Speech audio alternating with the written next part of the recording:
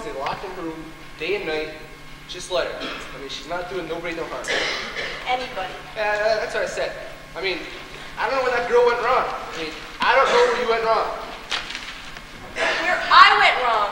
Where I went wrong. If you hadn't noticed, she does have more than one parent. Yeah, don't get out of shape. You know what I mean. But she's a girl. You should have seen this coming on. She's also a person, and you have eyes. Yeah, but I'll never understand this girl stuff. I mean, one minute they're happy, the next minute they're crying their head off because they can't find a shoe. I mean, boys are different, level-headed.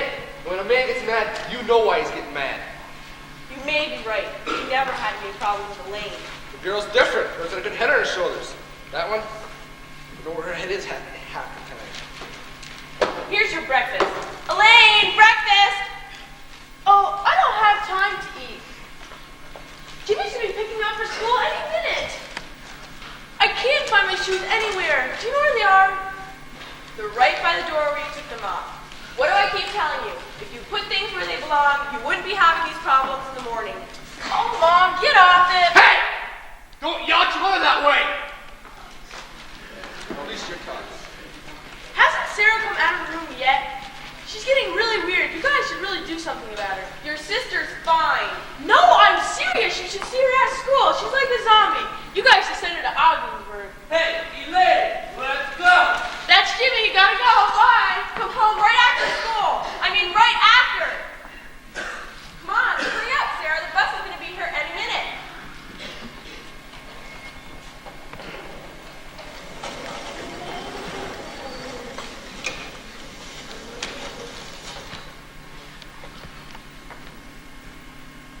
Did you hear something? I mean, something real. I hear so many noises. I get so confused which ones I'm really hearing. What is real anyway?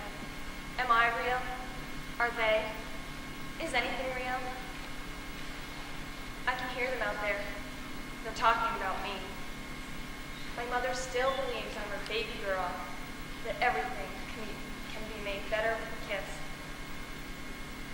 I suppose she tries. She just tries too hard. Anyway, she'll never believe that any of us can be less than perfect.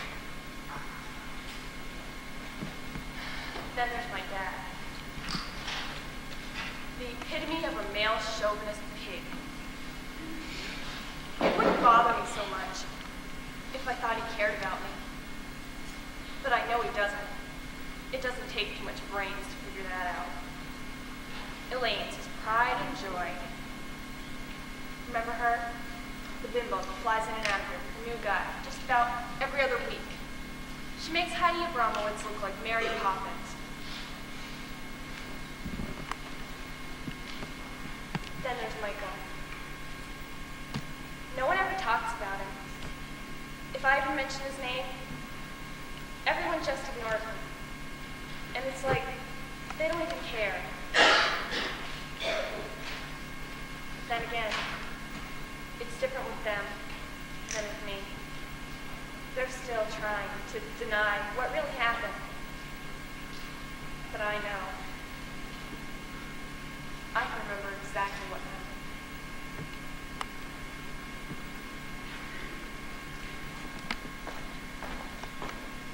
Sarah, can I come in? Yeah. What's the matter, Mike? You don't look too great. Sarah, I have to talk to you. Sure, what is it? I'm going away. What do you mean you're going away? I mean I'm leaving, and I don't think I'll be able to come back. What do you mean? Where are you going? Oh, don't worry about that, but there's something I'd like you to have. Here's my book of poems, but don't read them until after I've gone. But Michael, why do you want me to have them? You've worked so long on them. I couldn't think of anyone else whom I'd rather give them to. I still don't understand why you're leaving. And where you plan on going? I'm going to tell you something, and you have to swear you won't tell a living soul. Promise? Yeah, I promise. Good. Now don't say anything until after I finish explaining, okay? You see, someone's after me, and I gotta get away from him, as far away as I possibly can. Now I know what you're thinking, Sarah, but it's not anything that you can stop, that you can prevent from hurting me. There's only one place I can go where he won't be able to get me. And where's that? It's better if you didn't know that. Who knows, he might try to hurt you too. And that's something I won't let happen. But don't worry, you'll see me again someday, I promise.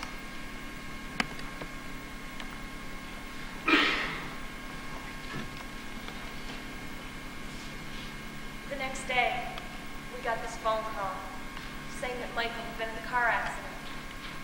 And could someone come down and identify the body? It was horrible. My dad came home. He was all white, but not one tear. No, not one. My mother was a wreck, and my sister was sobbing like crazy. Although I have no idea why. I mean, she hated him. But I guess guilt will do that to a person. I know what it did to me. You see, I knew that hadn't been an accident. He told me, and I couldn't hear him. He spelled it out for me. Why couldn't I see? I could have done something. I could have stopped him. And what could I say to my parents once he was dead? Oh, by the way, Mom and Dad, I just helped to kill your only son. I couldn't do that. It was better if they didn't know the truth. And they dealt with it by trying to pretend that there never was anybody mean with Michael. But I can't forget. Because he cries out for me every day to come join me. Him in those hands, trying to reach out to me. I know what he meant when he said that someone was after me. Because now he's after me.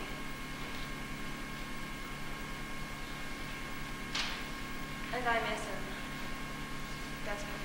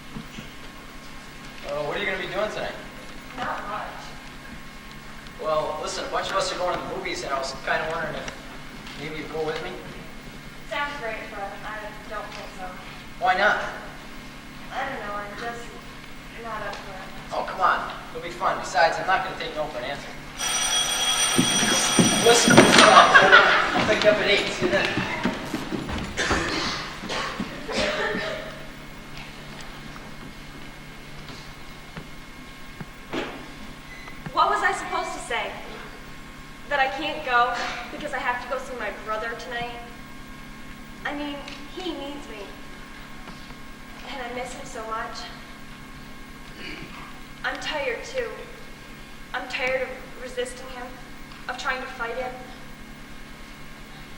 I'm scared, but I'm even more scared of Michael. It's strange. I was never afraid of him when he was still alive, but now. I don't want to leave my mother either. I know how much it would hurt her.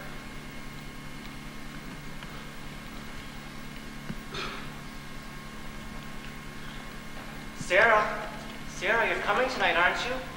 I need you. Nobody needs you there. There's nobody that loves you there.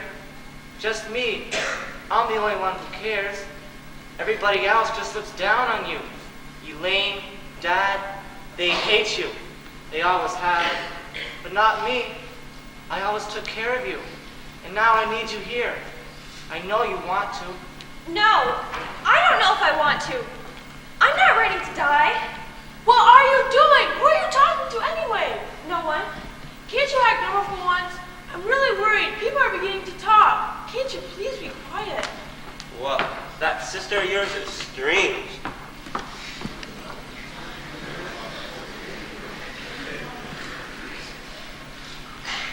She means she's worried about her reputation. Michael's right. No one cares. They all hate me. But Michael, he cared. I know because I was the only one who ever read any of his poems. He only showed me one of them, though, because it got me pretty upset. I've read most of them since he died. But I can remember that first one. It's on page 11. He said he'd written it just for me. Here it is, page 11. Do not shed one tear for me. There was no future I wanted to see. This is my choice. It is what I want. No more will he come to me to haunt. It is my time to say goodbye. My life was lost. It was all a lie. I'm sorry I love you, and I'll miss you too. But this is something I know I must do. Hold on to my memory. Learn from the past. These words to you will be my last. But don't be afraid to love again, because it's me, not you, that this is the end. He was wrong when he wrote this, though. It's the end for me, too. Now he wants me with him.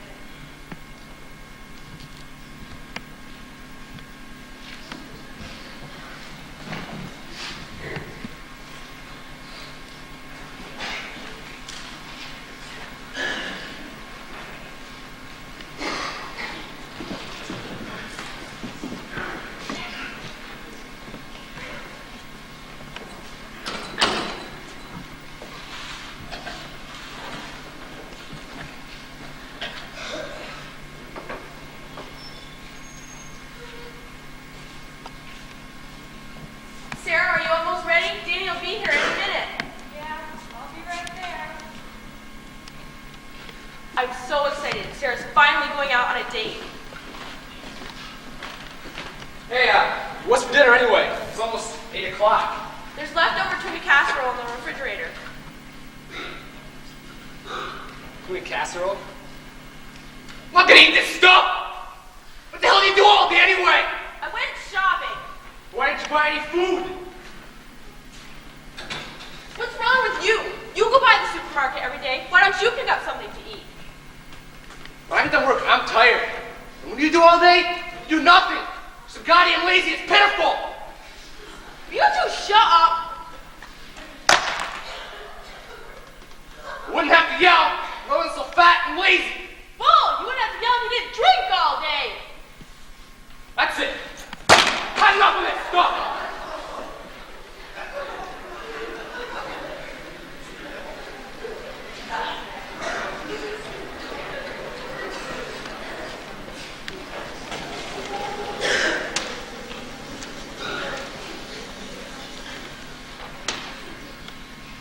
Why can't stop yelling.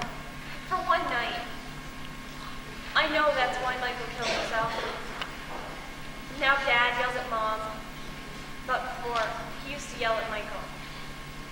He used to hit him too.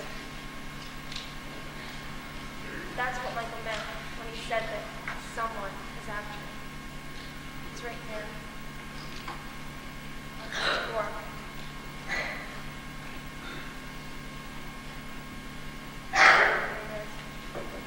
I wake up to the morning light, but the darkness is there, as black as night.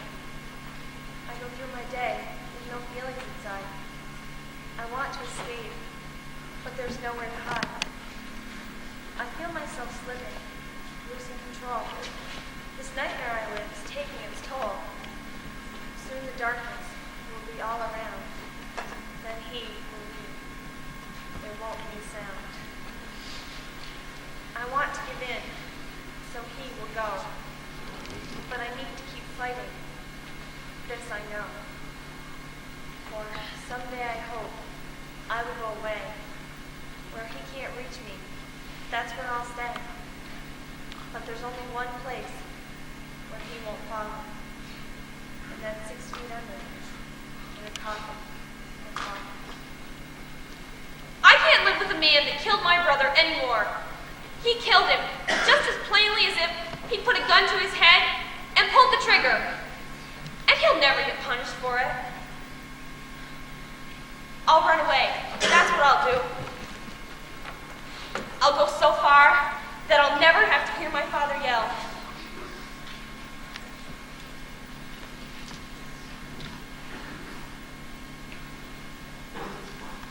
And I'll go somewhere where Michael won't be able to find me.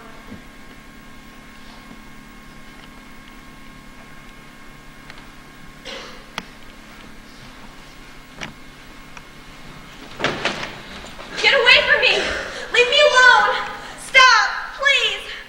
Michael, make me go away! Please, help me! Help you? Help you? You tried to run away from me. How could you even think it? Me, the one who's always looked after you. I was the one who was there for you. I was the one who took care of you and stuck up for you. How could you do that to me? I'm sorry, Michael. I just got frightened. That's all. But I'll try to be brave for you. That's right, you will. Do you know why? Because there isn't anywhere you can go where I can't find you. What's wrong with you? Why are you doing this to me? You remember that poem I wrote? In the mind of the insane, nothing stays the same. Voices calling in the night. Nowhere to go, too tired to fight. You do understand, don't you? Yes. Good. Then get that bottle I gave you.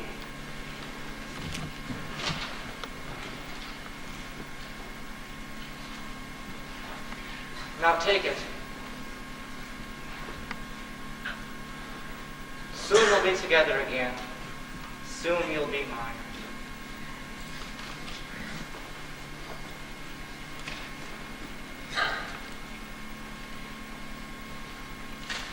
I'm going to tell you something that I've never told anyone. Not even Michael. I'm not afraid to die. I'm afraid to live. Michael wants me to be afraid so that he can protect me, because he can't do that if I'm here. It's not that I want to die. There's so much I haven't done. But that's what I'm afraid of. What if I don't succeed? What if I'm a failure? My father already hates me. My sister hates me too. Even Heather, my best friend, is constantly yelling at me now and picking on me.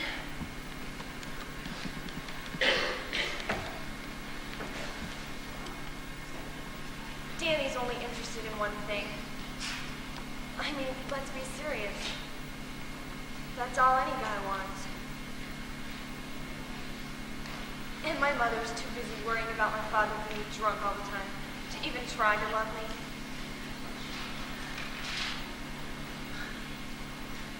Well, what's done is done. Ready or not. But someday, you'll see me again. I promise.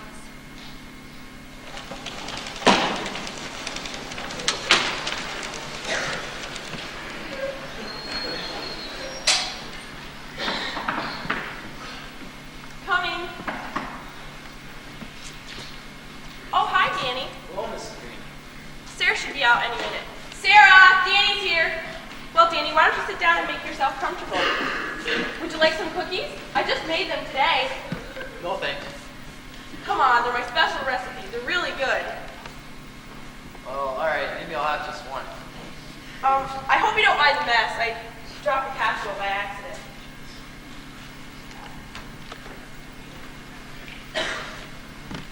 Here, take as many as you'd like.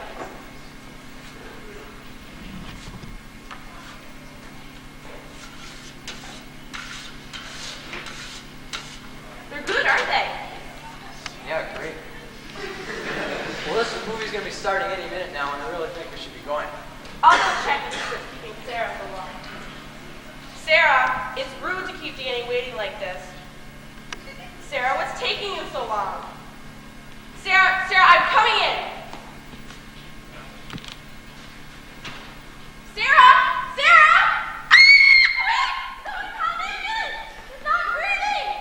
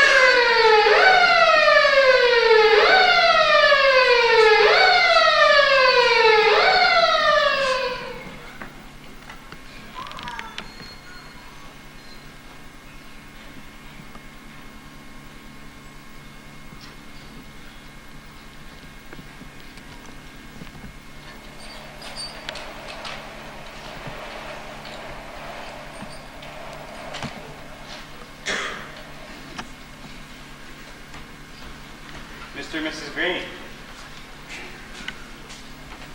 My name is Dr. Peters. How's my baby? Is she gonna be all right? What about that talk about? Well, we weren't sure if she was going to make it, but she pulled through and she's going to be all right. Thank God. Can't believe Sarah was in drugs. Mr. Green, Sarah didn't overdose on drugs. Have you been having any problems at home lately? No, why? We think your daughter might have tried to commit suicide. What? Kill herself? Listen, Doc, don't be ridiculous. No. What we found in her blood was hydrocodone. Can you think of anything that might have led her to do this? Do you think it might be because of Michael? Martha, don't. Just Who's Michael? Michael's Sarah's brother, our son. He died in a car accident 4 months ago. Sarah and him were really close, but we thought she was handling it all right. Have you considered counseling? No, not really. I guess we tried not to talk about it a lot. We thought it'd just keep reminding us and make things worse.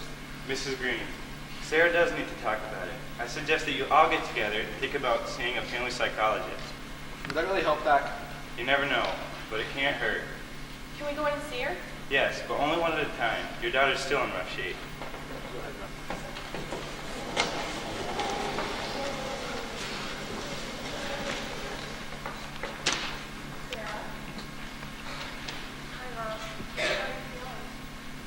Mom, look at me.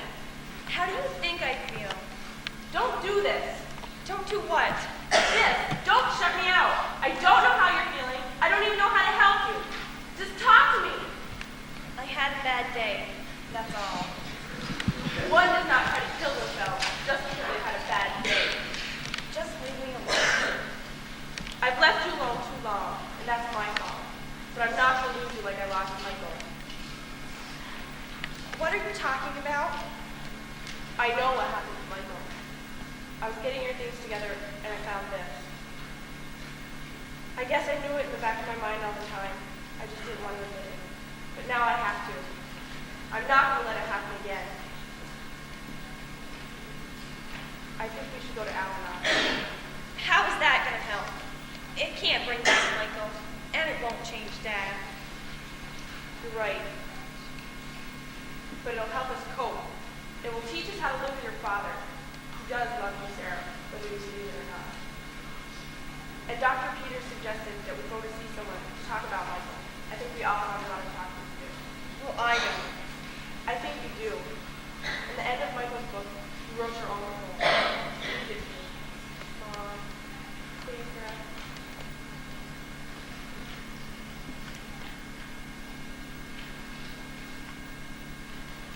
To live, but never be alive. To dream, but never realize. To cry, but never be heard. To speak, but without words. I am here from day to day, alone, in a desolate way. I cry for you to hear my pain, sorrow, and tears. I try for you to understand. All I can do is hold out my hand. To love with only pain. To understand the mind of the insane. To hear the word pain. To know it was my fate. I am here, slowly dying, but nobody can hear my crying. I reach out from my mind. All is lost. What can't I find? You say the words I most fear. I know now you need me near. I hear you now.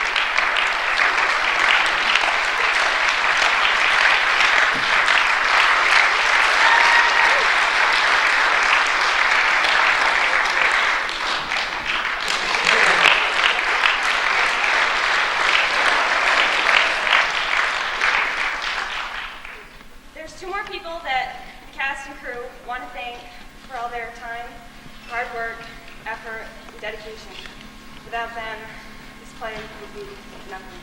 Mr. Martin and Susan speak.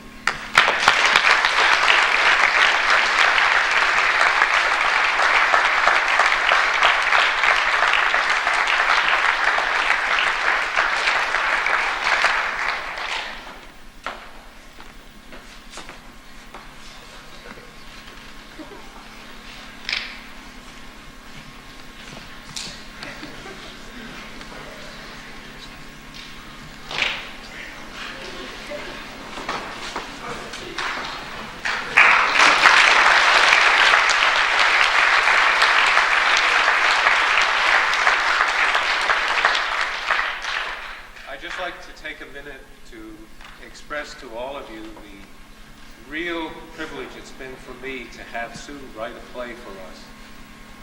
I think it shows us not only that Sue has a lot to say, but probably we all do. Maybe you'll take courage from Sue and try to say what you have to say and share it with us. Thank you, Sue.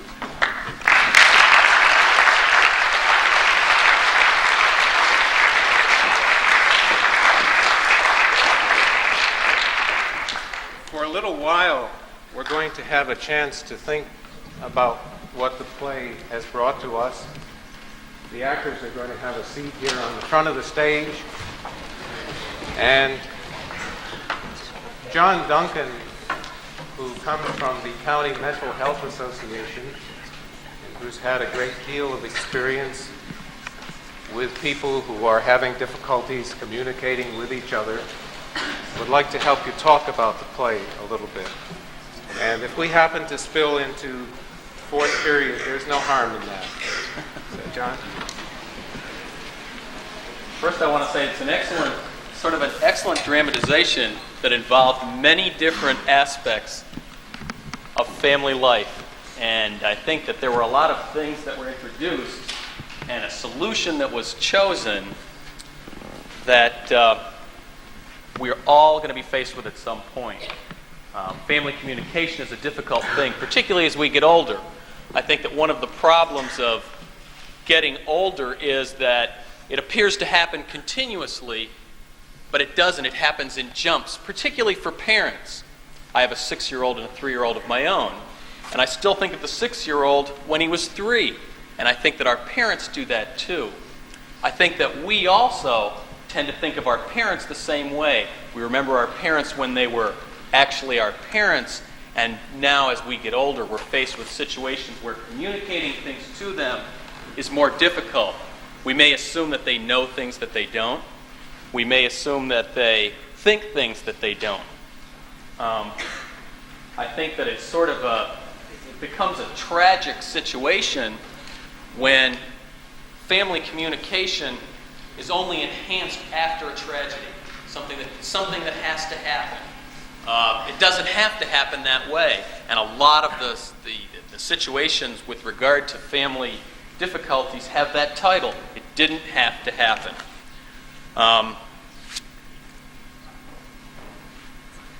One of the issues here was this family relationship. Person was faced with a situation where she felt she couldn't communicate with her family. She felt she couldn't communicate with other people. One of the things she was telling herself was that no one understands. In fact, other people may seek to understand if we seek to reach out. And reaching out and communication involve both sides. We have to reach out to people to have them communicate with us, and we have to reach out to people to communicate with them. And it becomes a very difficult thing to do when we're, as my father put it, gazing into crystal balls, sort of assuming that people know things that we're feeling or don't know things that we're feeling. I think that one of the assumptions that is made in a situation where somebody chooses to end it this way is that they're the only one that's ever felt that way, or that their feelings are unique and completely different. Everybody has some contact, or everybody in their lives has had some contact with that feeling of loneliness and desperation, if not ours, and we can never know exactly what somebody else feels, but we can empathize and ask other people to empathize with us. I'm involved with a group of people called the Mental Health Players, and we put on situations like this, generally smaller. We have 2 or 3 people, and one of the things that helps is to have discussions with people that are involved in this situation. Perhaps you have some comment to make about this. Does anybody have something they'd like to say, comment they'd like to make, a question they maybe would like to pose to the people that were in the play?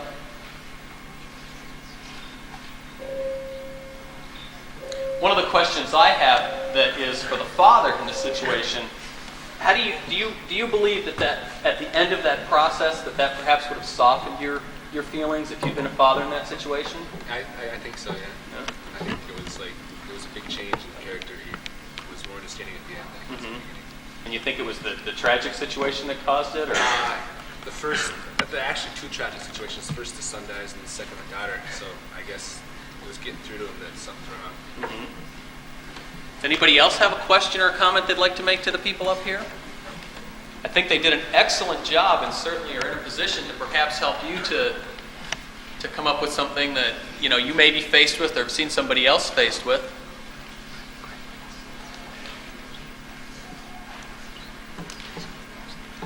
Anybody? Step forward now. Don't be afraid. I'd like Andrew to tell us what he was after.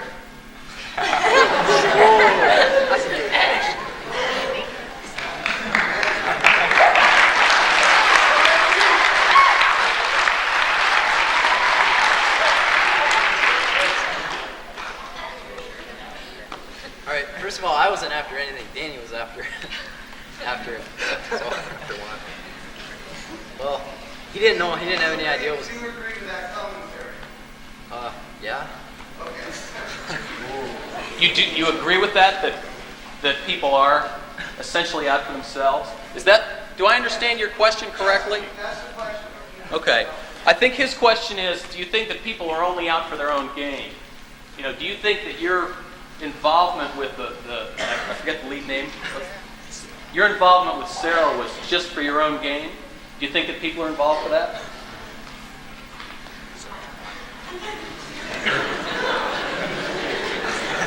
What does anybody else think about that?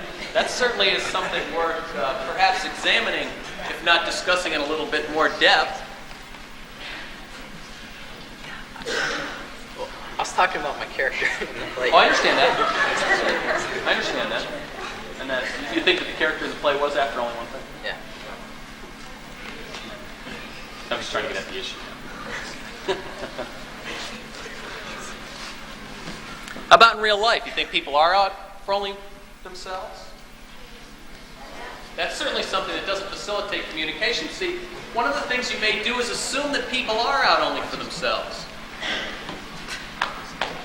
And that can be a block to communication, given that there are bridges and valleys in communication. One of the things that would facilitate communication is believing that other people care about us because we're us, and not because of something they might gain from us.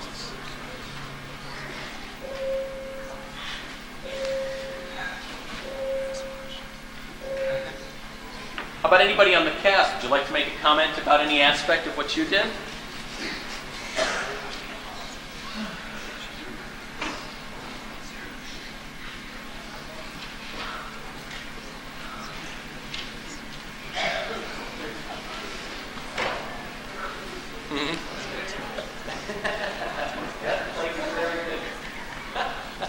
I think it's an excellent dramatization, though, and certainly something to consider.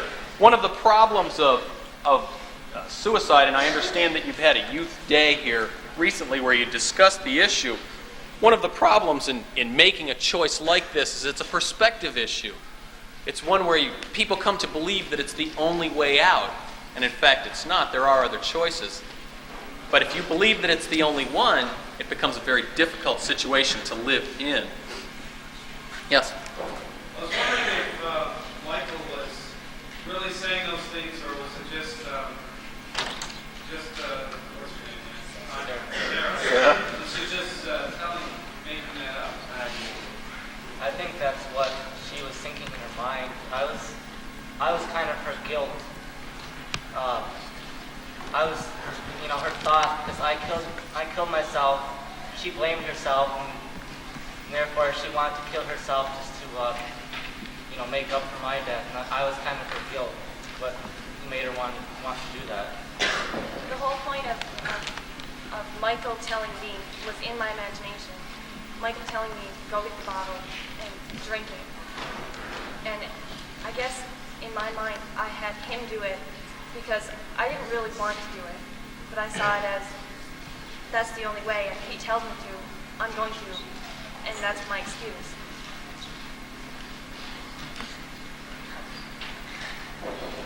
Does that answer your question?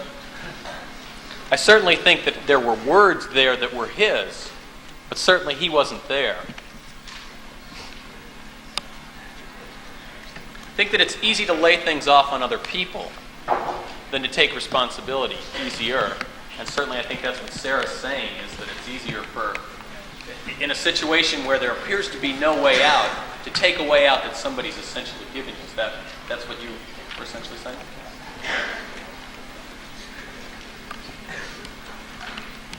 Anybody else have a comment? What are some signs to look for with regard to someone trying to commit suicide? There is no composite potential suicide. Signs that you might look for include talking about it. Anybody who says that they're going to commit suicide should be taken seriously. It's a myth that people who talk about it don't commit suicide. One of the things that came out in the play was Michael giving away something that was a prized possession of his. People making preparations of some kind that include giving away things that they find personally valuable, not just valuable monetarily, that they find personally valuable, making other kinds of financial preparations for leaving. And talking about it can include things like veiled discussions. I'm going away, I'm going on a long trip, I won't be back, things like that. Certainly attempts at suicide are to be taken seriously. It's very difficult to say because, in fact, there is no composite.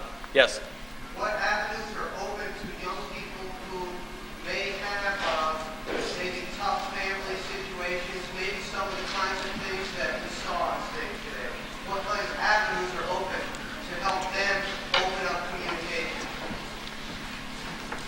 Certainly to try to get objective people involved in a process is one avenue. In other words, somebody who finds themselves in a very difficult family situation may seek assistance through either a church or a school situation where there's an objective third party. It's difficult to get to have other people do things, though, and particularly in a situation where it's a child-parent situation. The parent is many times going to believe that the children are fantasizing, aren't necessarily serious. They're not going to perceive a problem. We saw the father here said to the doctor, they don't have any problems at home. And many times people define no problem at home as it being a peaceful situation, when in fact the peace is simply a veneer that covers those.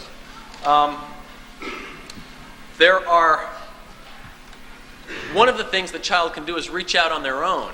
In other words, there are the Mental Health Association, for example. I've had people as young as the 8th grade call me and have discussions with me.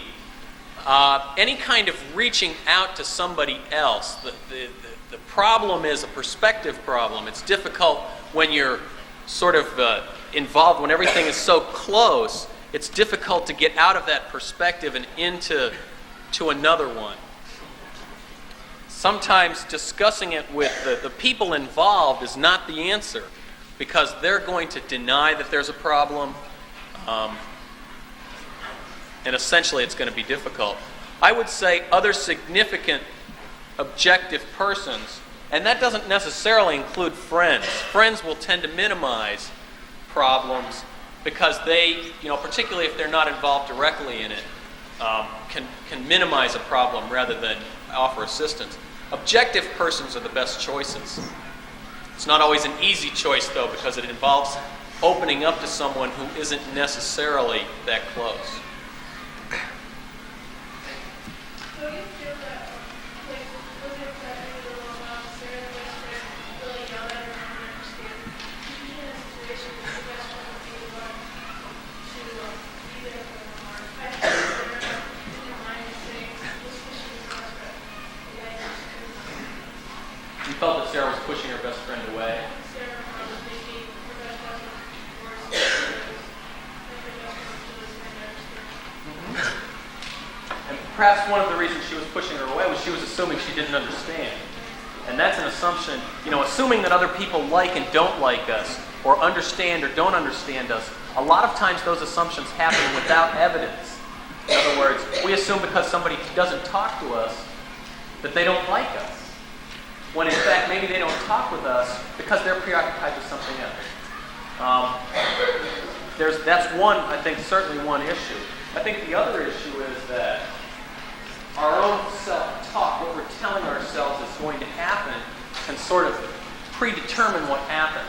Her best friend comes to her, and the first thing that pops up in Sarah's mind is she doesn't understand. So anything she's saying to her goes through that filter of she doesn't understand what I'm going through. When in fact the best friend didn't understand. She hadn't shared with her the story about Michael and the thoughts she was having that Michael was calling to her from beyond and so on. And that's a communications problem too.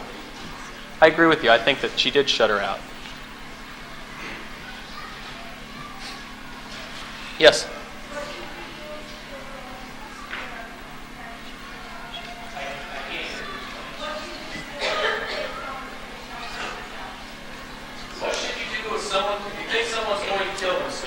Don't keep it a secret. That's the primary thing to do is get it out in the open somehow. You may need to get someone involved that, you may need to, for example, get their parents involved. You may need to get other authorities involved. Perhaps someone in the clergy, perhaps someone in the medical community, perhaps someone in the teaching profession. Somehow someone else needs to know about that. And many times, for example, one of the things that Sarah said, or that Michael said, Sarah was, I'm going to tell you something I don't want you to tell another living soul. And that is the exact opposite of what should happen. In fact, other people should know about that, need to know about that.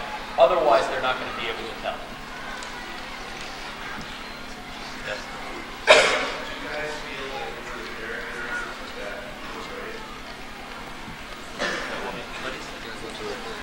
Did you guys feel like you were really the characters? Did you feel like, did you invest emotion in this? Do you think, one of the questions I have is, did it change any of your attitudes that you had about family situations, communication, and suicide that you may have had before this?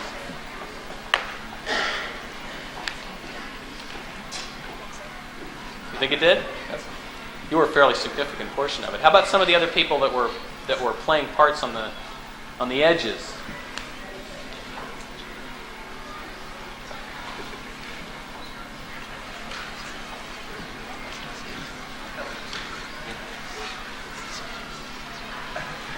Anything else? Somebody over here? I heard someone say they had a question.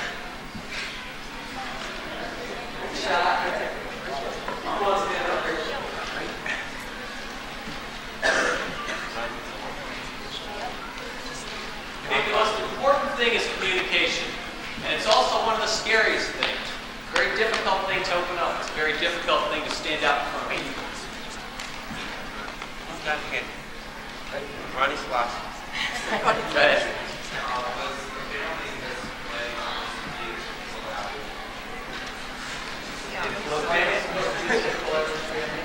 We had enough of all of us.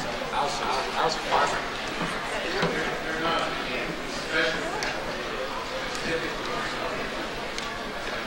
I think that they were, Mr. Martin was saying that they were typical in the sense that, that there were a lot of pieces that were very similar. My experience with families is, yes, it's not an atypical family. That a lot of families have communication blocks that are difficult to overcome, and it's only a perfect family that can overcome them all. Yes.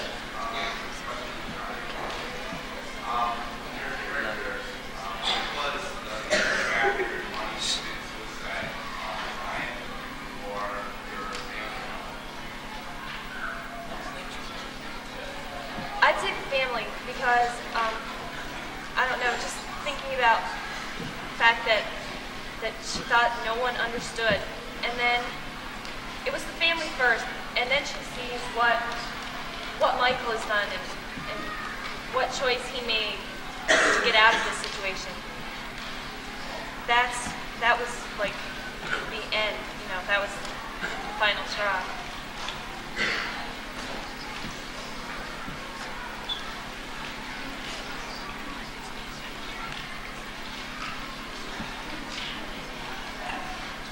Nobody else? Any other volunteers? Yes.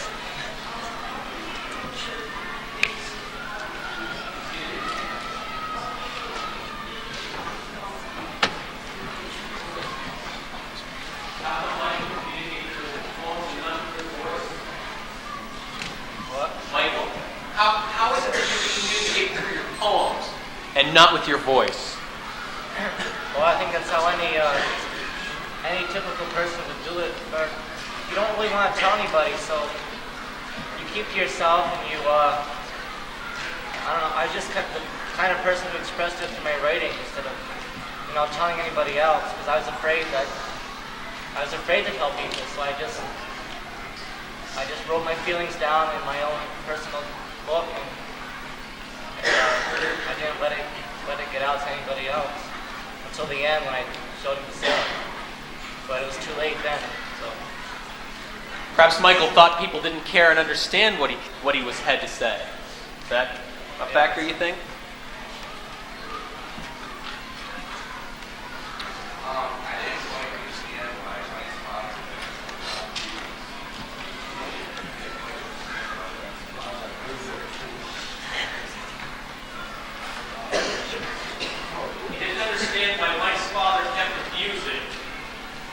Well, I was always drunk, and Mike was the oldest, and I guess he was always there. He was a guy. I wasn't going to beat up on a girl, really. So when I beat him up, I was drunk usually, and he always he showed that he don't want me to drink. He pushed the can away. That made me mad, so I just hacked him. Sometimes that's the only way people know how to communicate with the outside world. Very difficult question to answer. And sometimes it's the only form of communication that people understand themselves. The only way they communicate. Like child abuse.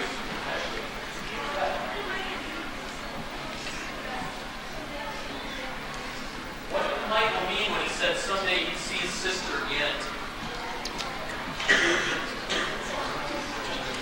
He wanted her to kill himself. Did he see her someplace else? Where was this someplace else? She'd probably see me again in her thoughts and her mind. I don't know. Or perhaps in heaven? Perhaps, yeah. Yes.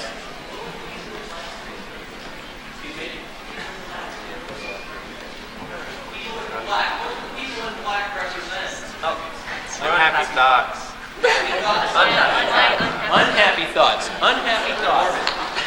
Scary thoughts. Execution. Yes.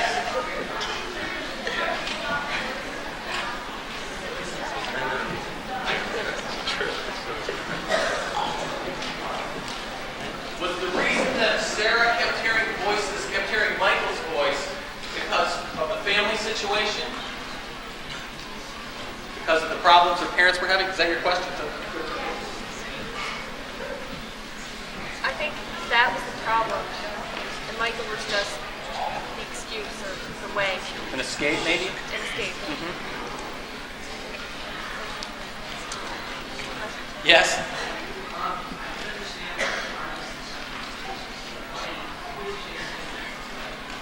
Who was chasing Mike? I think that was explicit. Who was chasing Mike? Harold. Both figuratively and actually, right? He was physically chasing him and he was oppressing him. Yes?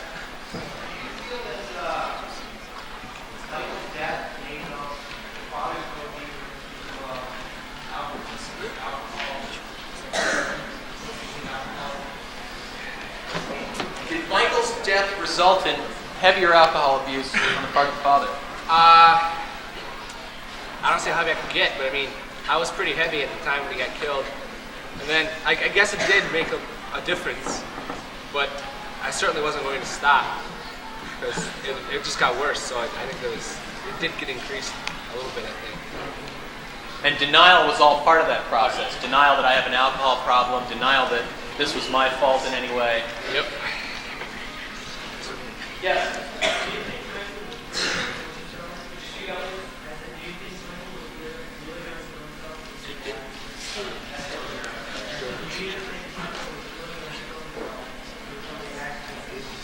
Was Michael really going to kill himself before the accident?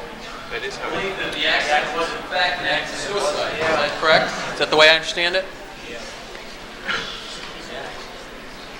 In other words, an accident that wasn't an accident. Is that correct? Okay. Yes.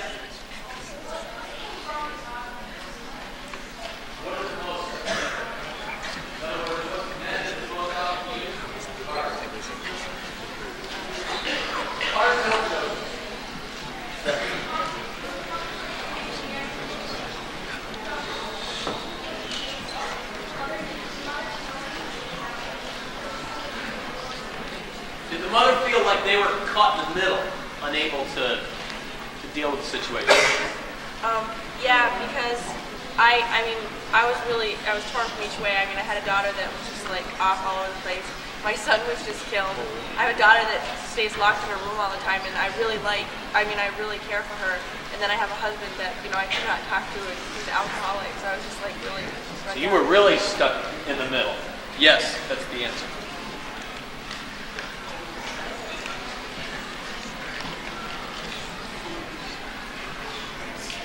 Yes. The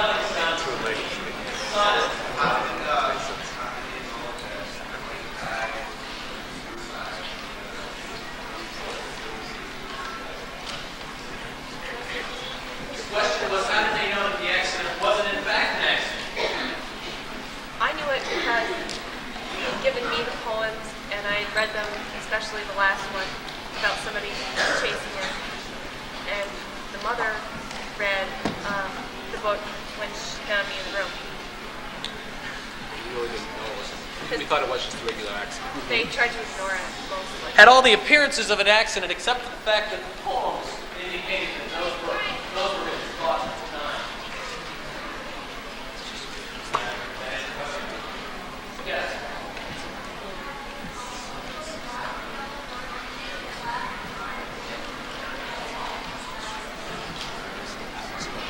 Why did the person want me to change the class their trip and drop the books at the end and pick them all up by himself? Because he didn't like him.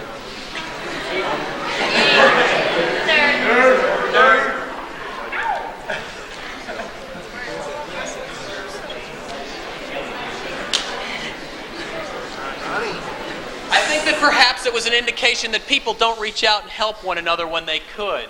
That's the way I interpreted it. Is that a bad interpretation? Is that... No. Okay. Yes?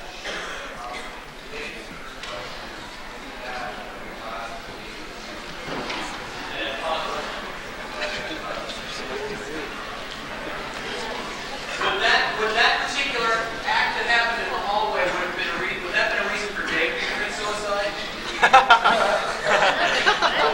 I don't know. Perhaps it would have been a reason for David to feel despondent alone. I think that suicide is necessarily those things that David despondent alone, which may lead to the feeling that suicide is an option.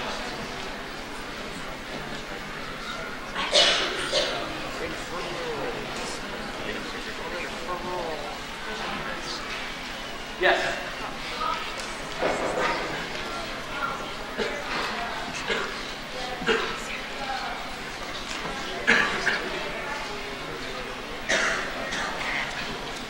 Why did Elaine care a lot about Sarah? I was kind of a slut.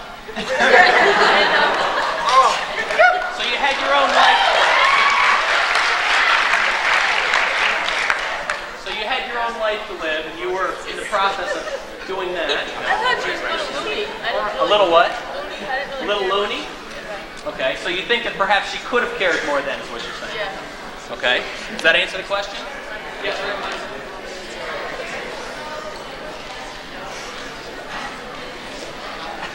The parents know that Michael suggested the suicide they believe was an accident.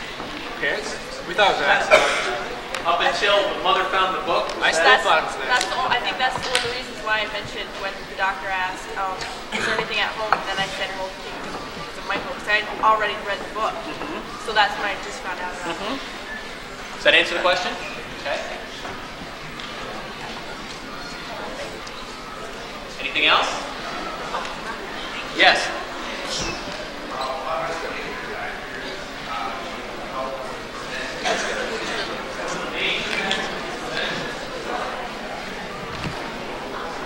All kinds of things can prevent suicide. Really the thing that prevents suicide is we need to care, honestly, really care about how you come to that conclusion where you're yourself in threat. Because people tend to believe people don't care about it. Because in fact you're separated from other people.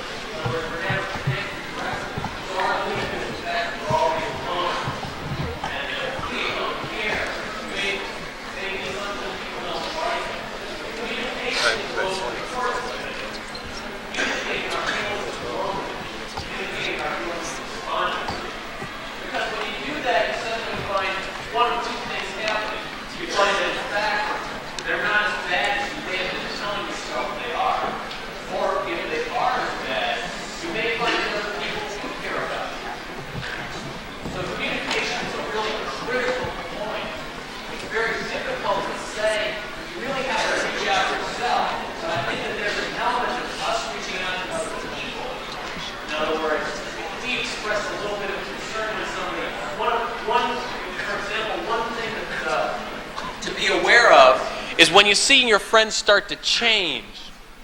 If they go from being very active to very inactive, they go from being very boisterous and happy to being very quiet and sad. When you see that kind of a change, not to ignore it. You shouldn't ignore it. People shouldn't ignore it in other people in general. It has nothing to do necessarily directly with friends. Maybe a family situation. One of the things I think I heard Elaine say was, she's getting really weird, which meant that she was changing from what she had been. And she could have at that point reached out and said, you're changing. Is there a reason for it that you would like to talk about? But that's a difficult move to make. So communication is one of those. Yeah.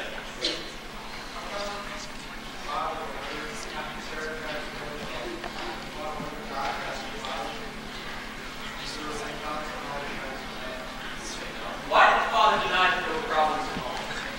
I didn't think there was any problems. I didn't feel that there was a problem by drinking or anything.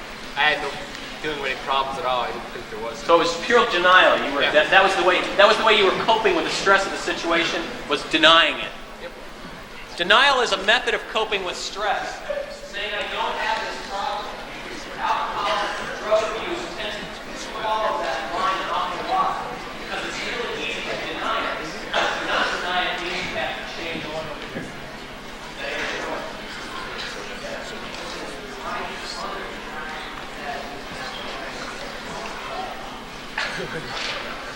Why did mother try to hide it the casserole throne instead of a rock?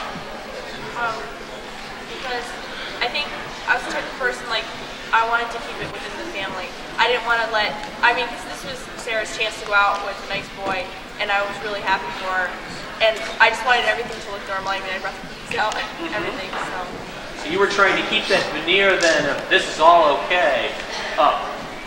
Does that answer your question? That answer that?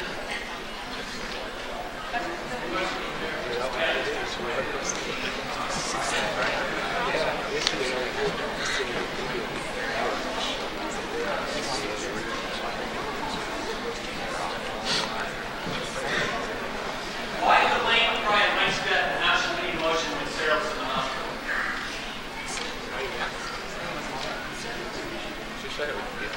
Sarah wasn't dead. Oh, because I felt that death was final, and that's when it's time to cry. I thought that, well, she's just smart enough after this and it won't happen again, so. So you were still denying that there was a problem. Well, I softened up at the end. I realized there was a problem, but I thought I was just going to take care of itself, And perhaps you were stunned, too, and hadn't really come to the full realization that this was a problem. That answer the question? Yes.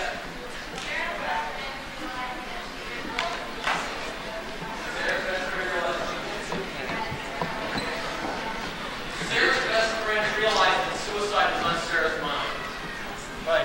Not really, because she was so frustrated with Sarah because she changed so much, and she was acting that way for 4 months and stuff like that. She was just so frustrated she couldn't. So she hadn't shared that with you. You didn't see that as something that she was thinking about. That answer the question? Yes.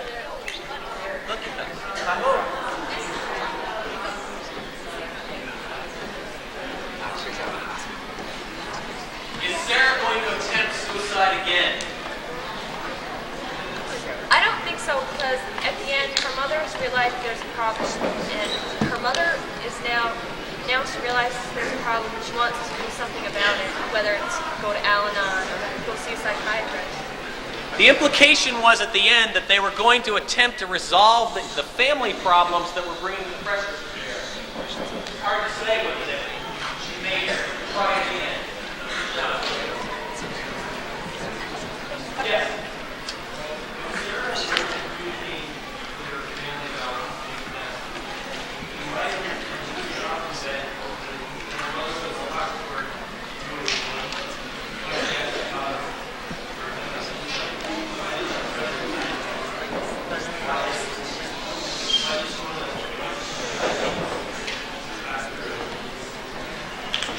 Why did Sarah